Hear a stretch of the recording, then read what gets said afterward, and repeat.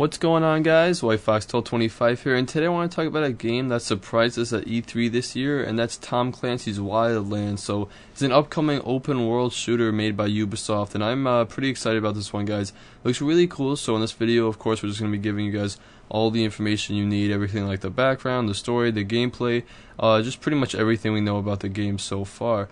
So let's just get started with the story. So it is a Tom Clancy game, and you play as these ghosts or U.S. Special Forces, and you're tasked with going to Bolivia, which I believe is in South America, and you have to take down this cartel that kind of revolves around cocaine. You're also trying to separate it from like a corrupt government, and you're kind of just fighting everyone who's helping these drugs run and helping the cartel grow. So it takes place in an open world Bolivia, so it is like completely open world thing, something like Far Cry or Grand Theft Auto. You can do missions and stuff. But we'll talk about the open world a little bit later. Bolivia is pretty, diverse in its landscape. It looks like we got some like desert, rainforest, mountains, and pretty much everything in between. So kind of looks a little bit like Far Cry 4, where like we had the mountains, but we also had like some almost like foresty areas. It's really diverse, and you're going to see a lot of different landscapes in the open world. It's also the first time, I believe, a Tom Clancy game has been brought to the open world, and we also have The Division coming out soon, which isn't quite open world, I don't think, but it's definitely different from like a mission-to-mission style. But moving on, let's go into the gameplay.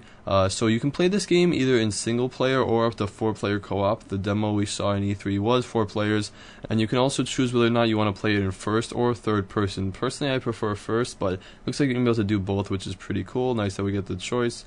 So choice on that topic is a pretty big part of the gameplay, it looks like. So you have these missions you have to accomplish. You have to go through the story. There's also side missions in the game, but you have to go through these missions, but they're not really linear. You can approach them in any different way you want, and that's kind of where the open world takes place. So before you even do a mission, you're gonna have to scope out the area and kind of decide what strategy you want to use. So a couple examples: one, you could do it with snipers, and you could do it really stealthy and take them out quietly. You can do it, all guns out, go in with vehicles. You could choose whether to wait till the night to take out the mission and have the cover of darkness, or you could do it during the day.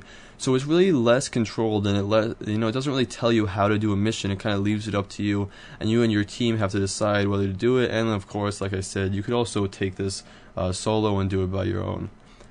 So like I mentioned before, with the open world comes a lot of vehicles to help you get around.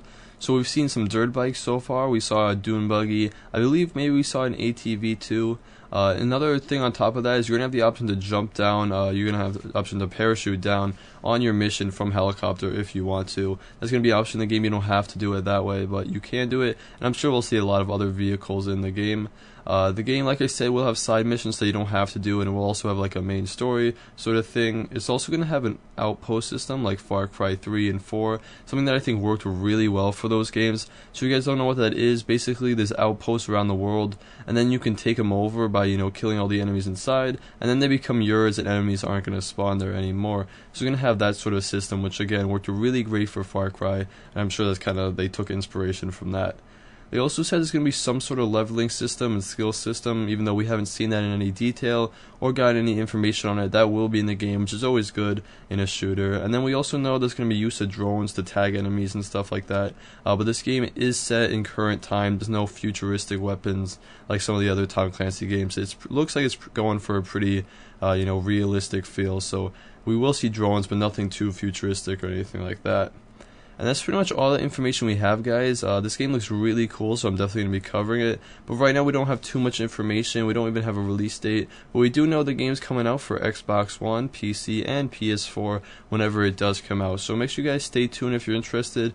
If you like the video, give it a like. If you want to see more, make sure you hit that subscribe button. If you guys are interested in checking my Instagram and Twitter, you can do so in the description below. Thanks for watching as always, guys, and I'll see you in the next one.